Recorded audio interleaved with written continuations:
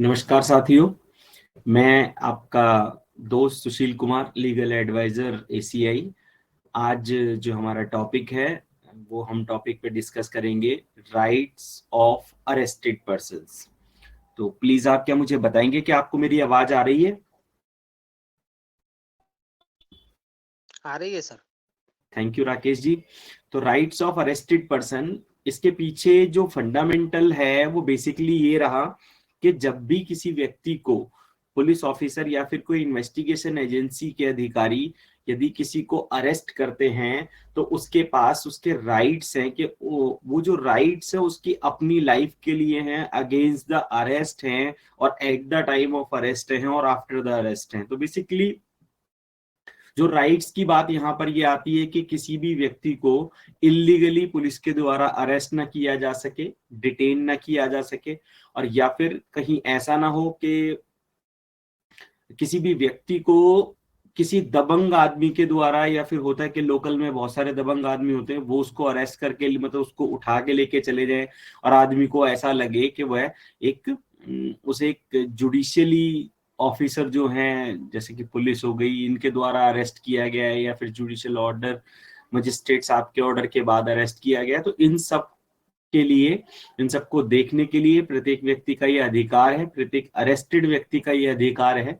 तो सबसे पहला अधिकार तो यह है कि जब भी किसी व्यक्ति को अरेस्ट किया जाएगा तो उसको यह बताया जाएगा कि वह किस जुर्म में अरेस्ट किया जा रहा है। उसको यह उसका सर्वप्रथम अधिकार है। ऐसा नहीं है कि किसी भी व्यक्ति को हाँ भाई चलो आप पुलिस स्टेशन चलो, हम आपको अरेस्ट करके लेके जा रहे हैं। तो पहला जो है, सबसे पहले उसको ये बताया जाएगा कि उसे किस जुर्म के लिए अरेस्ट कराया जा रहा है। उसके बाद आती है कि जो पुलिस ऑफिसर उसको अरेस्ट कर रहा है, यह उस अरेस्टेड पर्सन का अधिकार है कि जो पुलिस ऑफिसर उसको या फिर इन्वेस्टिगेशन ऑफिसर उसको अरेस्ट कर रहा है, उस ऑफिसर की आइडेंटिटी और उसकी डेजिग्नेशन जानने का, और एक्यूज को अरेस्ट करने वाले व्यक्ति को भी बताने की ये ड्यूटी है कि वो उस व्यक्ति को बताएगा कि हाँ जी मैं आपको अरेस्ट कर रहा हूँ, किस जुर्म में अरेस्ट कर रहा हूँ, जो मैंने अभी बताया आपको, और आपको क्यों अरेस्ट किया जा रहा है, तो और मेरी डेजिग्नेशन क्या है। तो ये एक्यूज का अधिकार है, अरेस्टेड पर्सन का अधिकार है, और ऑफिसर की ड्यूटी है कि उसको यह बताए कि उसको कौन अरेस्ट कर रहा है। बेसिकली अपनी डेजिग्नेशन और अपना नाम बताया जाना अत्यंत आवश्यक है। ऐसा नहीं कि कोई भी व्यक्ति उसने वर्दी पहनी हुई है और अपनी नेम प्लेट हटा ली तो वो किसी को अरेस्ट कर सकता है, नहीं। यदि वो किसी को अरेस्ट करता है, उसने वर्दी नहीं पहनी है, तो उसको अपनी आइडेंटिटी डिस्क्लोज करना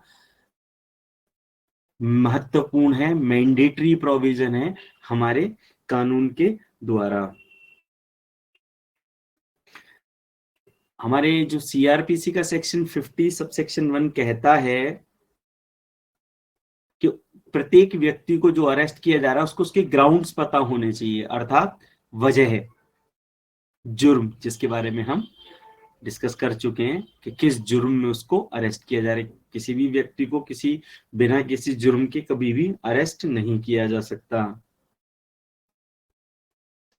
अब जब किसी को अरेस्ट कर लिया गया है, आप पुलिस ने अपनी आइडेंटिटी डिस्क्लोज कर दी है, तो फिर उसके बाद उसका जो सर्वप्रथम अधिकार है, सर्वप्रथम तो नहीं, अभी तीसरा अधिकार होगा अगर हम सीरियल नंबर से काउंट करें, तो उसका अधिकार ये है कि वह व्यक्ति जो अरेस्ट किया जा रहा है, यदि वह अकेला व्यक्ति है जिस समय उसको अरेस्ट किया जा रहा है, तो वह जिस व्यक्ति को चाहे, अपने चाहे कोई रिश्तेदार हो, कोई फ्रेंड हो, या कोई भी नोन व्यक्ति हो, जिसको चाहे उस व्यक्ति को उसके अरेस्ट की इंफॉर्मेशन अरेस्टेड ऑफिसर के द्वारा दी जानी अत्यंत आवश्यक है। अर्थात जो अगर हम अरेस्ट मेमो का परफॉर्मा देखेंगे तो उसके अंदर मेंशन है कि जिस व्यक्ति को अरेस्ट किया गया है उसकी अरेस्ट की जानकारी किस व्यक्ति को दी गई, अर्थात कि जो व्यक्ति अरेस्ट किया जा रहा है उसकी अरेस्ट की जानकारी उसके जानकार व्यक्ति को, जिसको वह चाहता है, उसको दी जानी अत्यंत महत्वपूर्ण है और मैंडेटरी प्रोविजन है।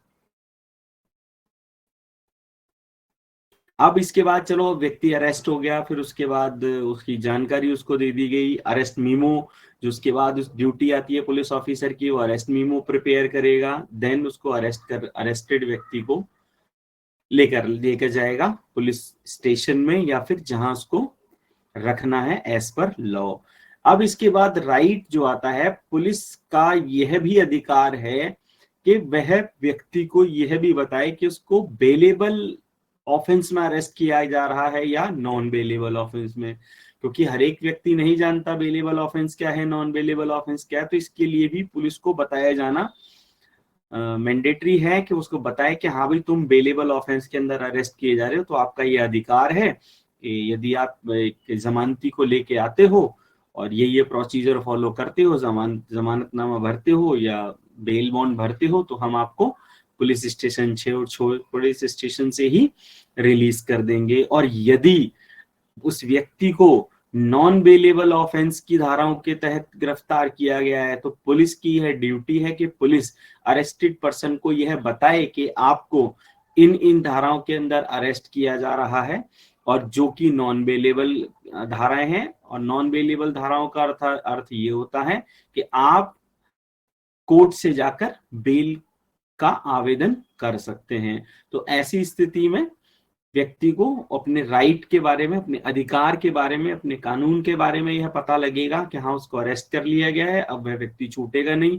तो छूटने का जो रास्ता है वो कोर्ट है, और उसको कोर्ट के अंतर्गत या कोर्ट के तहत एक बेल एप्लीकेशन मूव करनी होगी, या तो खुद करे या अपने प्लीडर के थ्रू करे, या फिर उसके जो नोन पर्सन्स हैं उनके थ्रू भी की जा सकती है। अब एक व्यक्ति को अरेस्ट कर लिया गया, अरेस्ट मेमो प्रिपेयर हो गया, उसको ये बता दिया गया कि आपको किस ऑफेंस में अरेस्ट किया गया है, आप पे कौन कौन से चार्जेस लगाए गए हैं पुलिस के द्वारा, किस किन चार्ज में अरेस्ट किया गया। तो अब जब इसके बाद जो नेक्स्ट स्टेज आती है वो ये आती है कि हमारा कॉन्स्टिट्यूशन यह कहता है, जो इंडियन कॉन्स्टिट्यूशन है हमारा, वह ये कहता है कि प्रत्येक व्यक्ति जो अरेस्ट किया गया है उसको अरेस्ट करने के 24 आवर्स के अंदर ही without any delay magistrate, nearest magistrate या फिर इलाका मजिस्ट्रेट के सामने पेश किया जाना मैंडेटरी है। इसका अर्थ ये हुआ कि किसी भी व्यक्ति को इलीगली डिटेन ना किया जा सके पुलिस के या किसी और एजेंसी के द्वारा। ऐसा ना हो किसी को अरेस्ट कर लिया गया और आदमी 5 दिन तक पुलिस के पास ही है या इन्वेस्टिगेशन एजेंसी के पास ही है, और उसके बाद क्या देखते हैं हम कि उसके बाद उस व्यक्ति को अरेस्ट किया दिखाया जाता है या मजिस्ट्रेट के सामने पेश किया जाता है। तो ऐसा नहीं हो सकता। व्यक्ति को 24 घंटे के दौरान ही मजिस्ट्रेट के सामने पेश किया जाना मैंडेटरी है विदाउट एनी डिले।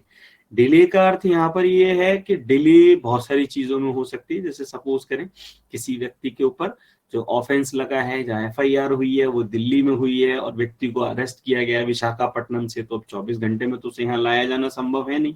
लेकिन उस दौरान भी यह व्यक्ति का अधिकार है और पुलिस ऑफिसर्स को वहां के नियरेस्ट मजिस्ट्रेट के सामने उसको पेश करना होगा कि भाई हम आपके इस व्यक्ति को इस फलाने फलाने एरिया से अरेस्ट करके लेके जा रहे हैं और हमें ट्रांजिट रिमांड चाहिए इसको जुडिशियल ऑफिसर को, सॉरी पुलिस ऑफिसर को, जो उनके कंसर्न मजिस्ट्रेट है या कंसर्न कोर्ट है वहां पर पेश करने के लिए। तो वो एक अलग प्रोसीजर है, उसको हम अलग फिर कभी डिस्कस करेंगे। तो ये हमारे जो अरेस्टेड पर्सन जो है उसके राइट्स हो गए कि उसको 24 आवर्स के अंदर मजिस्ट्रेट के सामने पेश किया जाएगा। फिर 24 आवर्स में मजिस्ट्रेट के सामने पेश किए जाने के बाद फिर जो उसका अधिकार है वह ये, फिर पुलिस ऑफिसर यदि उसको उस एक्यूज की कोई फर्दर कस्टडी की जरूरत है, रिक्वायरमेंट है, तो वो बिफोर मजिस्ट्रेट एक एप्लीकेशन मूव करेंगे, हाँ जी कि हमें इसकी पुलिस कस्टडी चाहिए, नहीं अदरवाइज कोर्ट को जो ठीक लगता हो, चाहे जुडिशियल कस्टडी या पुलिस कस्टडी में एक्यूज को भेज दिया जाएगा। तो साथियों आज इसके साथ ही हम इस टॉपिक को यहीं पे समाप्त करना चाहेंगे और इसको आगे कल कंटिन्यू करेंगे इसके पार्ट 2 के अंदर के आगे के जो राइट्स हैं एक अरेस्टेड पर्सन के। अच्छा, जो राइट्स हैं अरेस्टेड पर्सन के उनके बारे में आगे भी डिस्कस किया जाएगा। तो आज के लिए आप सभी का बहुत बहुत धन्यवाद। यदि इस पॉइंट के ऊपर आपका कोई क्वेश्चन हो या फिर कोई लीगल क्वेरी हो तो आप मुझसे अभी प्लीज कर सकते हैं, हम उस पॉइंट पे डिस्कस करेंगे। मैं 7:30 बजे तक यहाँ बैठा हुआ हूँ। Thank you.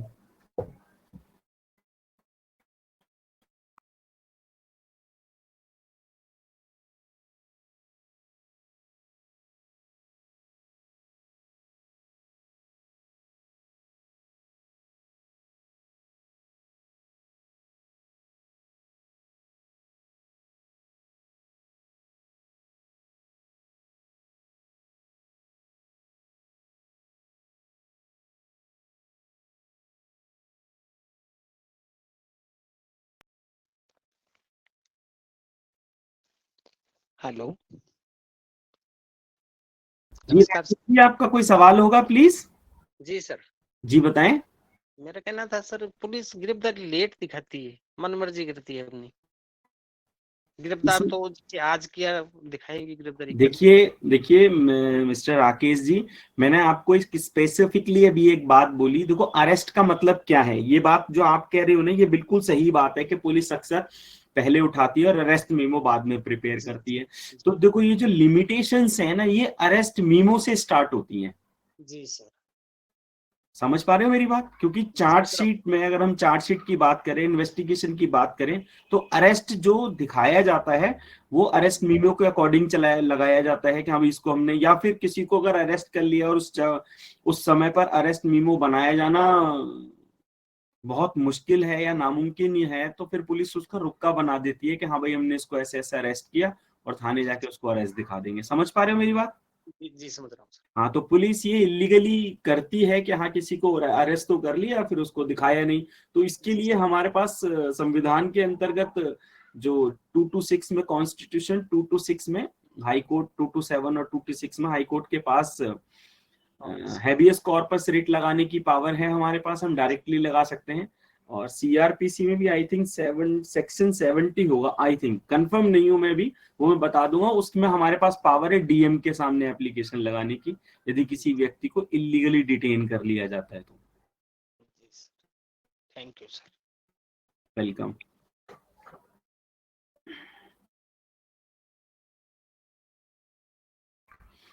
तो चलिए साथियों, इसी के साथ हम अपने इस वेबिनार को भी समाप्त करेंगे। राकेश जी, कोई और प्रश्न तो नहीं है आपका?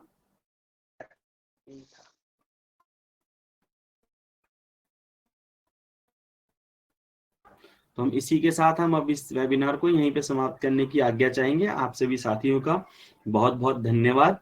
नमस्कार, शुभ रात्रि, जय हिंद, जय भारत।